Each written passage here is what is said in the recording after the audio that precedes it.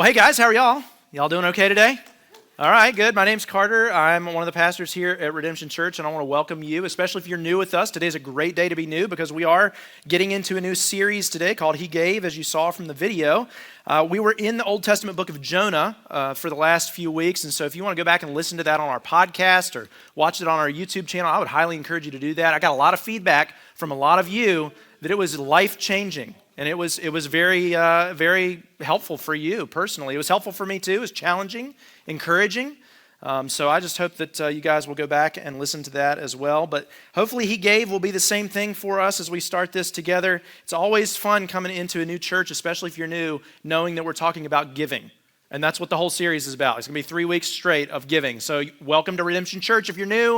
I'm glad to do that and encourage you and bless you in this way. But I know that when we start talking about giving, it gets a little icky. We feel a little icky about it. There's a lot of baggage that comes when we talk about a topic like giving because of how poorly it's been taught in the American church for the last 100 years. I know 100 years is a long time, but maybe 50 years. Let's give it a little bit of grace, okay? Maybe for the last 50 years it's been talked about in a wrong way. The problem is the Bible talks about giving quite a bit. You know, so the last time Pastor Michael preached on giving, he said that there were so many references to generosity and giving in the Bible that if we were to preach on it in a full year, we would preach on giving every third Sunday. Now, we're not going to do that, okay? So again, you're welcome. We're not going to talk about it every third Sunday, but we are going to talk about it. And we're not going to talk about it in an apologetic kind of way because the Bible talks about it. So if the Bible talks about it, we definitely need to talk about it. It means there's something really important to learn about ourselves and our relationship to God through giving. So we need to get that here. So if you have a problem with talking about giving, let me just encourage you today to hang in there and hear God's heart on the issue as we study this for the next 3 weeks. Because we're going to see that God wants us to respond to His generosity toward us with generosity of our own. And He wants us to be generous toward His mission. See, Jesus gave everything for us, including His own life. That's the whole gospel message that we believe, right? So we give everything that we are and everything we have back to Him in response to that. That's the whole idea here. We want to be like Jesus who gave to us, of course. Yeah, we want to do that. But really, we just want to respond to His generosity toward us in an appropriate way. And there are, generally speaking, 3 ways that we can do that in our lives. 3 things that we can give back to God in response to His generosity to us. It's our time, our talent, and our treasure. Those are the things that we can give. And we're going to see all 3 of those in Matthew 25 today, which is where we'll be. If you want to turn there, Matthew 25, we're going to be in verses 1 through 13 today. So maybe you've heard of the concept of stewardship. We've been given this time, talent, and treasure by God to be stewards. That means we're to care for something that's not our own, right? It's God's stuff that He's giving us to care for. So He wants us to use these things wisely in our lives. We're to live with purpose, on mission for Him. That's the trajectory of our lives. We've been talking about that all year. Deep dependent worship. It means we're living for God on purpose, on mission. It's really His time, talent, and treasure that He's given us to take care of for His purposes, for His mission. So over the next 3 weeks, that's what we're going to talk about. We're going to look into 2 parables here in Matthew 25 that Jesus teaches about the urgency of using these things wisely. Interestingly enough, when He talks about these parables, and we're going to talk about time, talent, and treasure, we'll see it, He's actually going to give us an eternal focus on these things. That's what the parables are about. They're to prepare us for eternity, and He's telling us the way to prepare for eternity is to give your time, talent, and treasure now in this life today. So generosity and stewardship is much more than just giving money. Okay, though it includes that, and we'll get there. That's the last one. That's treasure. That's what treasure means, okay? So we'll get there, but it's really a whole self kind of giving. That's the idea. We should give everything to Him because He gave everything to us. And it starts with our time. That's our topic for today. God's given us time. So we're to use it for His purpose and His mission. God has given us time, so let's give it back to Him. So here's our main point for today if you're taking notes and you like to write things down. God gave time to you so that He could use it through you. God gave time to you so that He could use it through you. We're beings bound by time, are we not? We can't get away from it. We're in time. It's the only way that we know how to live. It's one of the principles of reality of our universe. We just can't. It's the 4th dimension, if you will, right? Everything takes time, from painting a beautiful picture to maturing physically or emotionally or spiritually to learning new things. Everything of value takes time in our lives. For example, let me give you one that's important. Building relationships with other people takes time, right? A 2018 report published in the Journal of Social and Personal Relationships, which is a mouthful, try saying that 5 times fast, it found that it takes roughly 50 hours of time for two people to move from a mere acquaintance to simply a casual friend. 50 hours, that's a long time. But the study then found that it takes 90 hours to go from a casual friend to just a friend, which you would label just a friend. And then it takes more than 200 hours if you want to go from a friend to a close friend. That mostly includes time spent hanging out, joking around, playing games, really what we would call doing life together, quality time. Hours spent working together just don't count as much, the study found. So if you're doing something with somebody, that's great, but it doesn't count the same way as just hanging out and getting to know one another and being with one another, enjoying one another. The guy who did the study, his name is Jeffrey Hall, he said this: we have to put that time in. You can't snap your fingers and make a friend. Maintaining close relationships is the most important work we do in our lives. Most people on their deathbeds agree. That's really interesting to me. I find that fascinating that he puts it into a whole life kind of perspective that way. Most people who are about to die, who've reached the end of their time on this earth, they agree that building and maintaining close relationships is really one of the most important things you could ever do in your life. So this is one of the reasons why we really want you to connect with a community or DNA group here at Redemption Church, by the way. Because every time you choose not to be intentional in community, you're just prolonging your ability to create deep relationships with other believers. That's up to you to do. That takes time. You have to put the time in. But that's another sermon for another day. We'll table that for right now, okay? Everything worth doing takes time. That's the point that we're trying to make here. And because God has given time to us so that he can use it through us, that's what we need to learn from today. That's what the parable is going to push us toward. So let's go ahead and get into the text together, make some observations about the parable, try to understand what Jesus is teaching us. And just for some context before we read it, we're in Matthew's gospel, Matthew 25. We've dipped into Matthew for the last 2 years. So you can find some of those sermons on our website if you want to go back and read about or listen to some of these messages from Jesus, the Sermon on the Mount. We've done some of his ministry time. You know, we've gotten really up to chapter 13 in Matthew. So we're jumping ahead a little bit here by looking at 25. But this is the time where he's getting ready to go to the cross. It's just before he goes and dies on the cross, and he's teaching his disciples some things about who he is and what his role will be, and they don't quite understand it yet. Remember, they're thinking that the Messiah is going to come and he's going to like conquer Rome, and they're going to have an uprising, and he's trying to teach them something different. He's trying to give them not a perspective of this world, but a perspective that's out of this world. He's trying to give them a heavenly, eternal perspective here and saying, listen, I got to teach you some things about what this is going to look like. That's what he's doing in this parable. So he's teaching them what eternity is going to look like. He's going to come back later and bring heaven to earth with him. And he's going to conquer all of his enemies. And that's when that's going to happen. But right now, he's going to go to the cross. And so he's teaching them this. It was just hard for them to understand, like it probably is for us. But let's see what this parable about 10 virgins or 10 young girls at a wedding party has to teach us. Let's read, starting in chapter 25, verse 1. This is what it says. And at that time, the kingdom of heaven will be like 10 virgins who took their lamps and went out to meet the groom. Maybe you've heard this before. 5 of them were foolish and 5 were wise. And when the foolish took their lamps, they didn't take oil with them, but the wise ones took oil in their flasks with their lamps. And when the groom was delayed, they all became drowsy and fell asleep. In the middle of the night, there was a shout, "Here's the groom! Come out to meet him." And then all the virgins got up and trimmed their lamps. That means they got them ready. They're getting things ready. And the foolish ones said to the wise ones, "Give us some of your oil because our lamps are going out." They ran out of oil, right? And the wise ones answered, "No, there won't be enough for us and for you. Go instead to those who sell oil and buy some for yourselves." And when they had gone to buy some, the groom arrived, and those who were ready went in with him to the wedding banquet, and the door was shut. Later, the rest of the virgins also came and said, "Master, Master, open up for us." And he replied, "Truly, I tell you, I don't know you. Therefore, be alert, because you don't know either the day or the hour." All right, so this parable can be a little confusing, right? We don't know much about Jewish wedding customs, and so it's a little hard for us, but we can discern some things here. We want to get the point of the story, though, before we get into any of that kind of explanation. Let me give you the point now. The point of the parable is pay attention to your time. That's essentially what Jesus is talking about here. God has given time to you so he can use it through you. Pay attention to it.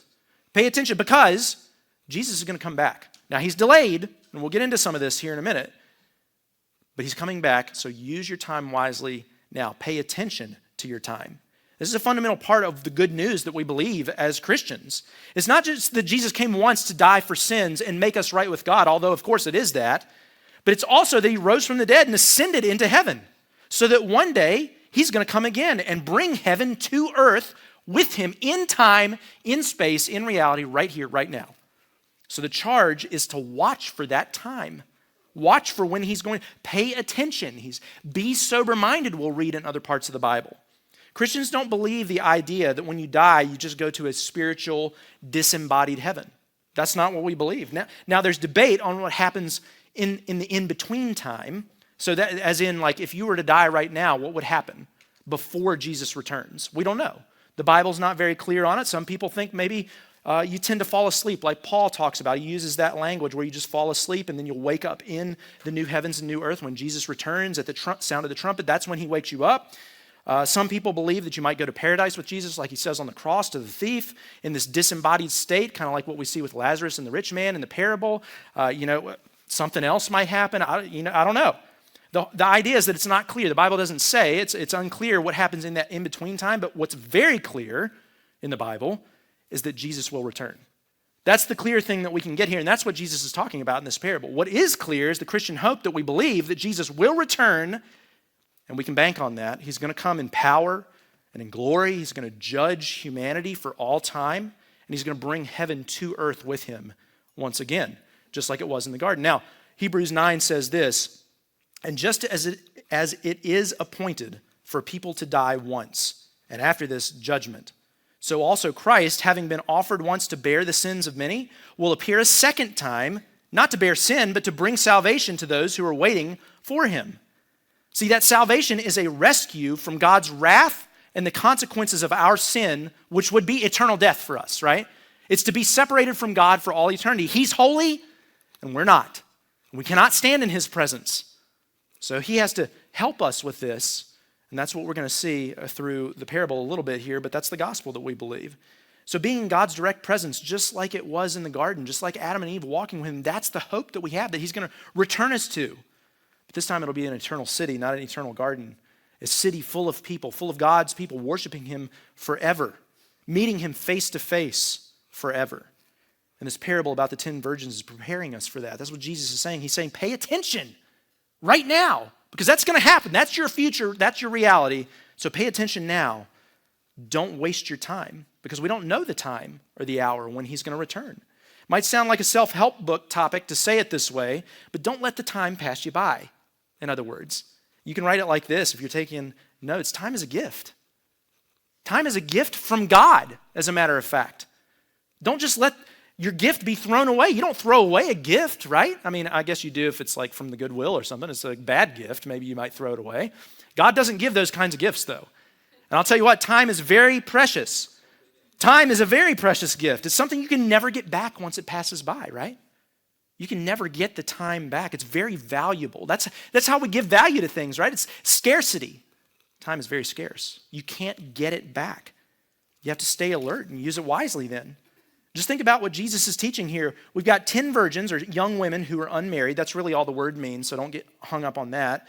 Who are going to be a part of this wedding party, and they're going to go into the feast that's about to happen. And apparently in Jewish custom, what this looked like is the groom would go to the betrothed bride's home, maybe even marry her there, and then have a processional back, generally to his home, where they would consummate the marriage. They would have a feast and all this kind of stuff. And so they'd party all night. This is what it would look like. So this is the context of the parable here. These women, they're part of the wedding party, and they're waiting for the groom to come and marry his bride, take her to the wedding feast and all of that kind of stuff. And it's a big celebration. And there are 5 of the 10 who find themselves unprepared for this moment when the groom does come. They don't have enough oil to last the night, it's said. And they finally realize that once they hear about the groom coming, they hear that the groom is coming, and they realize they don't have what they need, so they ask the wise girls for help. And what happens? Well, the wise girls say, no, we can't share the oil. There won't be enough for both of us. You're going to have to go get your own oil. And so the foolish girls have to leave, and they have to look for oil at the very last minute. But the problem is they miss the wedding procession, and when they come back, everybody's gone into the feast already, and the doors are shut, and the groom doesn't let them in. It's too late for them. Now, we don't really know why the groom doesn't let them in. It doesn't really say here, but it's trying to make the point. That's what parables do. They make points. So Jesus is making the point that we ought to pay attention to the time and be prepared because time is a gift. So we got to use it wisely until he returns to prepare for his return because he will be delayed. And that's the first thing that we can learn from this parable that's very clear. There's a few things in this parable that are clear. The first thing is that Jesus is coming back, but he will delay. So you can write that down if you're taking notes as well. Because we need to understand he's going to be delayed here. We can see that for sure in the parable. We've been talking about this, he's been talking about this with the disciples up to this point. If we go back and read chapter 24, he's been making the point that, hey, you're not going to know when I'm going to return. You need to be prepared for this. I'm going to delay, so you need to be prepared. He says in chapter 24, verse 36, now concerning that day and hour when he comes back, that's what he's talking about, no one knows. Neither the angels of heaven nor the Son. Very interesting. He doesn't even know, except the Father alone. Only the Father knows when he's going to return. And as the days of Noah were, so the coming of the Son of Man will be. For in those days before the flood, they were eating and drinking and marrying and giving in marriage until the day Noah boarded the ark. They didn't know until the flood came and swept them all away. This is the way the coming of the Son of Man will be. It's a little ominous, right? I mean, he's talking about a flood. He's coming back like a flood. And it'll catch everybody unaware. Or as the old King James Version says, unawares. We all like that kind of language, right? Catch you unawares. And, we'll be going about our normal lives, he's saying, and we won't expect it. We won't know. That's when it comes, when we least expect it in some sense. So we can't expect Jesus in any sure sense of knowing when he will come back, the day or the time. We can just expect that he will. Okay, so I just want to give you guys a warning here. Maybe you might be trying to read the signs of the times. We've got a lot of Christians who like to do that nowadays for some reason. I'm not sure why, because they're literally doing the very thing Jesus says you can't do, which is know when he comes back. You can't know that. You can try to discern the news and who's going to come down from the north and invade Israel and all that. No. Listen, Jesus literally says you cannot know. Do you believe him? What you need to do is be prepared for when he comes back. That's our concern for the time.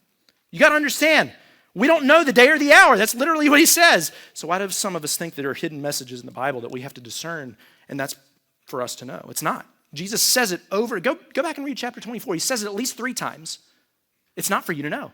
You don't know when he's going to come back. What you need to do is be prepared. We'll do a study in Revelation someday, I promise. I promise you, we will, okay? But for now, we just need to understand that the details of Jesus' return, very unclear. Very unclear. We don't know the details. The fact that he will return, very clear. Very clear in the Bible that Jesus will come back. But he's delayed, it says. Now, why is he delayed? Well, we actually read it last week from 2 Peter chapter 3, verse 9. Let me read it again. The Lord does not delay his promise, as some understand delay, but is patient with you, not wanting any to perish, but all to come to repentance. Why does he delay? Because he doesn't want anybody to perish. He wants everybody to come into his kingdom if they will believe. He's delaying so that the wedding party can be gathered, so that the wedding party can be ready, so that everybody who's coming in will come in. He's given us time so that all who will believe can believe and be saved in this life. That's why some Christians will even take the stance that until all the people groups of this world are reached with the gospel, Jesus won't return. They say, well, we know he can't return yet until all of the nations are actually reached. Now, I'm not sure if I take a hard stance on that or not, but it does at least communicate the urgency for us of the mission and using the time wisely like Jesus is telling us to use it. See, in this parable, we're the wedding party. In some parables or in some stories, we might be the bride, or that's actually what Jesus calls us, is the bride. We see that all through Revelation. We're the bride. But in this story, it's a parable. Remember, we got to understand the parable. We're not the bride here in the story. We're the wedding party. That's the point. The point is being made through the wedding party and our relationship to the groom in that way. I might have wondered why he doesn't mention the bride. Well, parables are parables, and they make one point. And we got to understand the point that Jesus is making here. So we're either going to be part of the wise girls who are a part of the wedding party, or we're going to be a part of the foolish girls who are part of the wedding party. We're either ready for the groom to come, or we're not ready for him to come. So waiting for him means that we wait in a prepared way. He's going to be delayed, so we need to wait with purpose and not passivity. That's the next thing you can write down from the parable that we learned. Jesus is delayed in coming, so we wait for Jesus with purpose, not passivity. You can write that down, but throw that slide up there. There you go. There it is. Okay. You can write that down. That's the difference between the wise and the foolish young girls, right? Both are going about their business in their everyday lives. Both are living their normal lives, but 5 of them are ready when they fall asleep, and 5 aren't ready when they fall asleep. And so when they wake up, the oil is the symbol here. Either they had enough oil or they didn't have enough oil for their lamps. And you'll notice that in falling asleep, sometimes that's a bad thing because we got to stay alert. But in this parable, that's not the bad thing. In this parable, it's just part of normal life. You know, when you're waiting late for a groom who's delayed, and it's late at night, because that's generally what happened here. You know, this would happen. They'd party all night long, probably for days. They fell asleep because the groom hasn't come yet. And that's not part of the problem. The wise fall asleep too. The problem is that they're not ready when they fall asleep, right? So the wise ones fall asleep and they're prepared for the groom coming. The foolish ones aren't prepared when they fall asleep. See, that's the idea. We need to wait with purpose for the groom, not with passivity. See, they fell asleep unprepared, and Paul exhorts us in Ephesians 5. Pay careful attention then to how you walk, not as unwise people, but as wise, making the most of the time. Interesting that he uses that language here, the same as Jesus, because the days are evil. So don't be foolish, but understand what the Lord's will is. How do you wait with purpose, not passivity? We understand the Lord's will. That's what he's saying here. And as we've talked about before, the Lord's will is not hidden from us, is it? You know, so many people think that we got to look for God's specific will for our lives. We got to understand what he wants for us individually. That every step we got to take, we want to make sure that we consult with God and we ask, well, what do you want me to do? Well, listen, the Lord's will is not hidden here. He's not saying you got to figure it out like it's a puzzle. He's saying you just got to understand the will that he's already revealed to you in his teaching. His will is not hidden. Think about the great commandment, to love God and to love others as yourself. Think about the Great Commission, to go and make disciples of all nations. That's what we ought to do. Love God, love others, share Jesus with them to make more followers all over the world. That's not hidden at all. We know the Lord's will. That's not what Paul's talking about. He's saying, understand the will that you've already been given. So that's our purpose in waiting now. We also learned what this looks like too in our Grow series, if you remember from a few months ago. Acts chapter 2, we saw the New Testament church live this way. Gospel, gather, groups, give, go. Those are the 5 things that they did together. So purposeful waiting includes spending time with God, with the gospel, right? Spending time worshiping everyone. No, we don't want to worship everyone. Worshiping God with everyone, with other believers, right? Gathering together, that's gather. Spending time getting to know other believers and living in community with one another, getting in deeper relationships, working to that 200 hours perhaps, right, in our lives through groups, in homes. Then giving our time, talent, and our treasure, as we're talking about in this series. And then finally going with the gospel. The 5th thing, sharing Jesus with you, blessing somebody, if you recall that. Beginning with prayer, listening to them, eating with them so you can spend time with them, serving them, and then sharing Jesus with them. Man, that's how you wait purposefully. We know God's will. We use the excuse sometimes, well, I don't know what he wants me to do. Yes, you do. He's been very clear in the Bible. Live on mission for him with his purposes. So I just, in saying all these different things, I've summarized what we've studied together for the last 3 months, or maybe 4 months. Let's keep going back into April. Let me quote Colossians here, because we studied Colossians together this year too.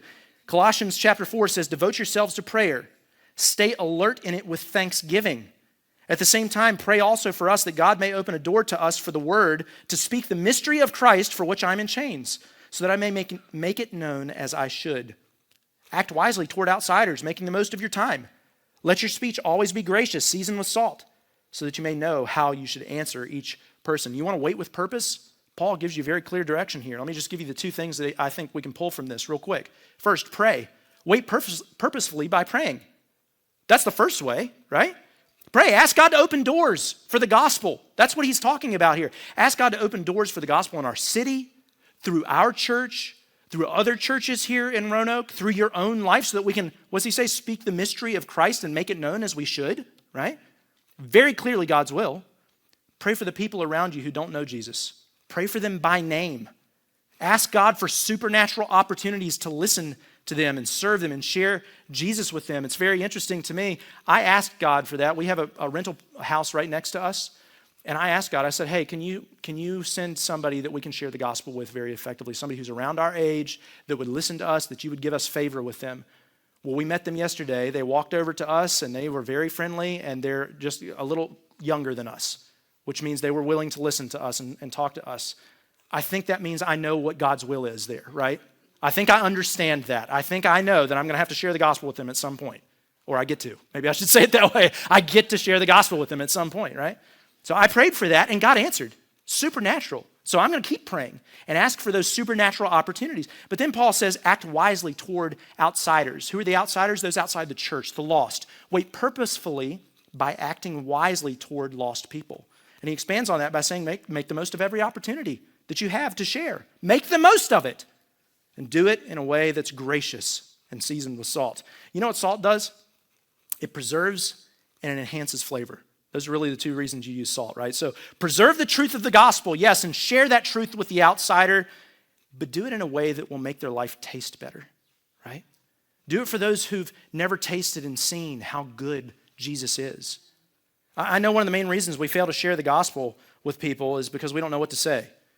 But Paul says that if we stay gracious, so we're not angry, we're not impatient, we're not frustrated with other people, if we stay gracious and we give them a taste of the goodness of God in our own life, then they're going to know something's different about us, and they're going to start to ask us about that. And if you haven't had people ask you what's different about your life, maybe it's because you're not that different.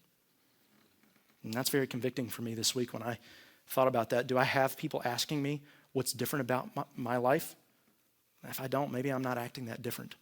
So we need to be aware of that. Are you being salt to people in this way? Are you living graciously, on purpose, on mission for God? They'll know something's different when you're doing that because you're waiting with purpose, not passivity, and they'll see it in your life. The last thing I want to point out from the parable is this: our obedience has to be our own. Okay, Jesus will return. He's going to be delayed. So we wait with purpose and not passivity. But then third, our obedience has to be in the waiting. And it's our own obedience. It can't be anybody else's. See, the young girls were foolish. And they thought they could get oil at the last minute when they realized that they needed it. And they thought that they could get it from those who already had it, right? Who were already prepared. The problem was they couldn't do that. There wouldn't be enough to go around. They were each responsible to get their own oil. So oil here is very representative of something, right? Again, this is to simply make the point that we have to be obedient to use our own time wisely. It's ours to use. It's not anybody else's. Here's another way to say it. You could write this down. No one can spend your time for you but you. No one can spend your time for you but you. That's stewardship. God has given us this gift to steward and take care of. He expects us to do that. Being intentional with your time to follow Jesus is up to you, not even God. I know we always want to ask God to change us in a way that makes it easier for us to do what he's asking. We always want to say, hey, God, can you do this for me? Can you do this through me? And listen, if you rely on him, he will start to do those things, but you got to do it with him. This is not a faith where he just takes over. Jesus, take the wheel, That's not it. You got to be a part of this. He expects your obedience. The fact of the matter is, we'll make time for what's important for us, won't we? Even if we're not intentionally planning out our days, something will intentionally consume our time every day. And it's always going to be whatever we care about the most, whatever we think is the most important. And if you want to know what you love, then look at how you spend your time, right? I know we say that about money, but I really think that time is probably more important in this factor. Do you spend your time on social media? Let's just use that as the example. I love to dog on social media. Let's just see, is this as an example here, okay? It could be for a bunch of reasons that we spend our time on social media, but it could be that, maybe you spend your time there because you love the approval of others. So when you get those likes for that post, it makes you feel better. That's why you spend your time there. Or maybe it's because you love to feel in control, because you're always able to know what others are doing, and you want to be in the know, and you want to be in control of what's going on in the world, what's going on in other people's lives, and so you like spending your time there for that reason. Or maybe you love to feel superior to others as you compare yourself to them. Right? Maybe that's why you spend your time on social media. Or maybe you just love to veg out. It's one of my temptations. I've told you guys that before. I just got off of social platforms like Facebook and Instagram because I just scroll. I just would get on there and be entertained, waste my time, just turn my brain off and waste my time mindlessly. So I don't know what it is for you, why you might spend your time on that. Or I don't know what else you spend your time on. Maybe you spend too much time watching movies or TV. Maybe you spend too much time playing video games. Maybe you spend too much time working. That might be a hard one for all of us. I know the culture that we're in, but listen, if you want to look different, I'm just saying. Maybe you spend time worrying about things that you can't change. Maybe you spend time on something else. I don't know. The key is you spend time on what you think is important. You spend time on something because you think it's going to help you, or you think it's the primary thing in your life. So be intentional to spend your time on what matters the most. Now listen, if you think of your life like a wheel with spokes, then everything that you have going on in your life will be controlled by and revolve around that thing that's in the center, right? So when you finally realize God has given time to you so he can use it through you, that means you finally put Jesus in the center of your life.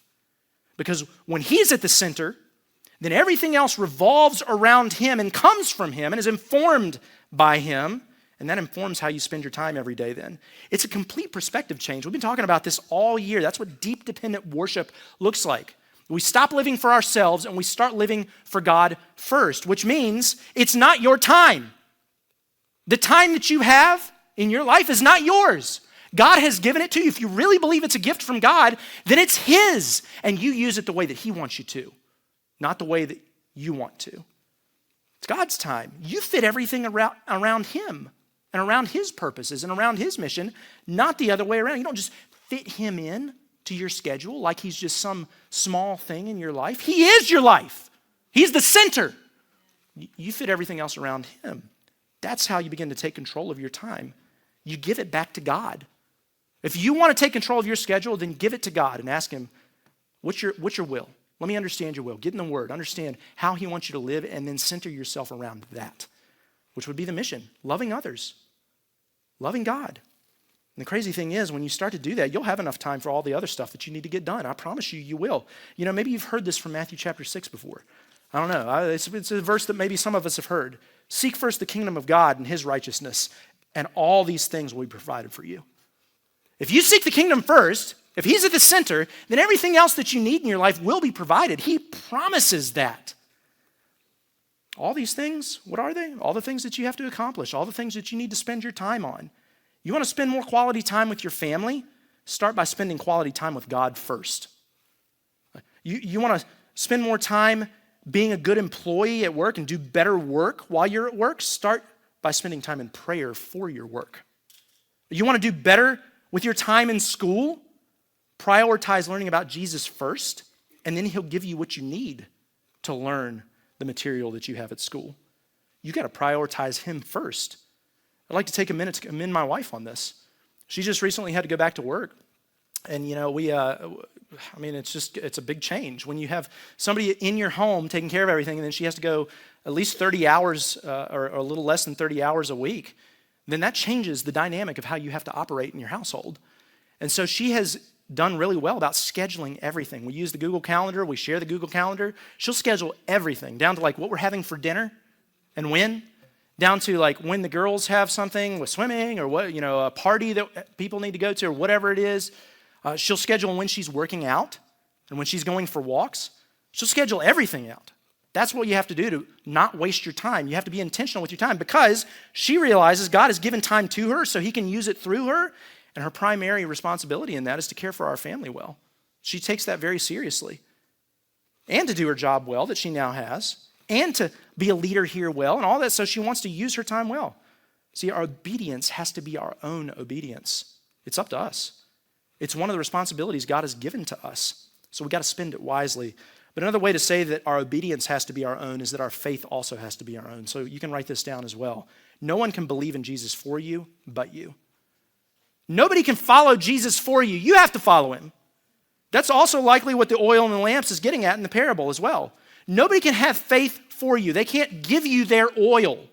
You have to get it yourself before the groom gets here. I think the sleep maybe in this could represent death also, right? You got to be prepared before you die in this life so that when the trumpet sounds and the groom is coming, you're prepared when you wake up. You can't be unprepared. Maybe you grew up in a Christian home. Maybe you have gone to church for years. Maybe you've gone to church for a long time. Maybe you've even heard sermons here that have moved you and spoken to your heart. But see, my faith cannot save you. Neither can your parents' faith. Neither can your friends' faith. You have to follow Jesus for yourself. Maybe you're here and you've never done that. I don't know everybody's story here. I just want to give you a word of warning. there's nowhere that this can be more dangerous than in a growing church like ours. Yeah, our church is growing here, and we're seeing people get saved. I mean, we had 9 baptisms this year. That's incredible. And we can be around the excitement of people's lives being transformed, and we can look in at what God is doing, and we can really admire that. And we can really be excited about that ourselves. All the while, we haven't let God change our heart. We haven't surrendered our time and our lives to Him. We're excited about it, but we just don't have a really close relationship with God at all. Maybe we even believe in God. We haven't followed Jesus. We haven't surrendered all of these things to Him. You need to surrender all of who you are, every part of who you are, including your time. Maybe you need to surrender to Him right now. I don't know your story.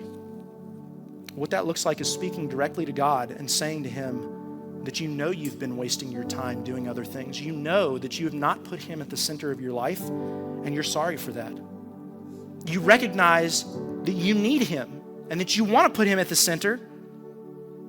You've been rebelling against Him, though, trying to spend your time on all these other things, but you want to be ready. You want to be prepared for His return. And give the rest of your time, the rest of your life to Him.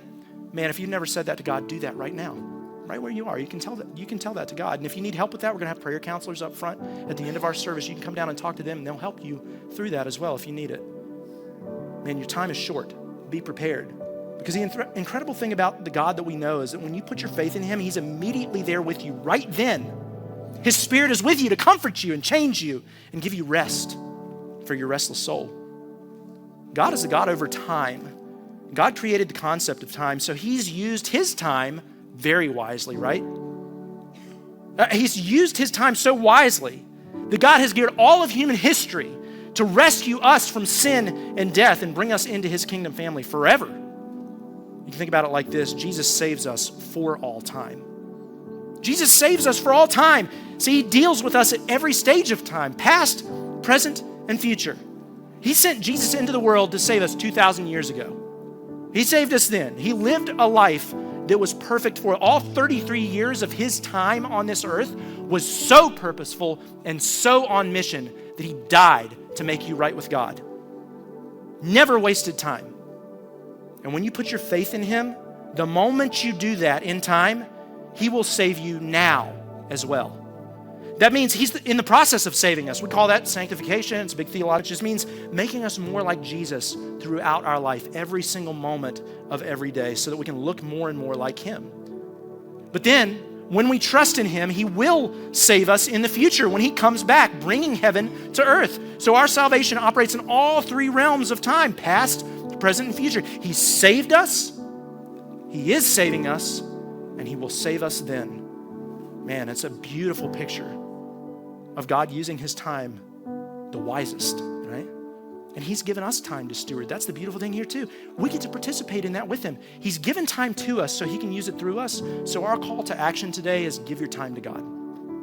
That's our call to action. Give your time to God. Don't walk away from here without surrendering that to Him. I don't want to be dramatic about it, but I really do believe that out of all 3 of these things we're going to talk about over the next 3 weeks, time, talent, and treasure, time is the hardest thing and the most important thing to give to God. I really believe that. Because if you find yourself always saying things like, well, I just never have time for fill in the blank with something, then whatever that is, it's not very important to you. It's just not. Because we give our time to what we love or what we think is most important. So if you're saying things like, well, I just never have time to go to community group. I just never have time to be in God's word every day or pray. I just never have time to serve others in a meaningful way. I just never have time to share the gospel. Man, then none of that matters to you, is what you're saying. You have not centered your life on Jesus. You haven't given your time over to God. Because when you do, all that other stuff, well, it still might be important, but it doesn't consume your time. Instead, you start to leverage your time to live on purpose, on mission for Jesus. And whatever you do, time is a resource that we have to spend. You can't not spend time. You've been given time and you will spend it every moment of every day of your life. There's no keeping it. You can't save time. You can't even earn more time, right? It's just something that you have to either use wisely or use foolishly in this life until the groom comes back. God's given time to us so He can use it through us. Give your time back to Him because it's already His anyway. Let's pray. God, Thanks so much for listening with us today. We hope that it was an encouragement to you. But we don't see this as a replacement for gathering with other believers in a local church context. And so if you don't have a local church, we would encourage you to plug in with one wherever you are. And if you're in Roanoke, Virginia, we'd love to invite you to plug in with us here at Redemption Church. And you're welcome anytime to gather with us. But you can check us out online at our website, redemptionroanoke.com. You can look for other content or resources there. But thanks again for listening.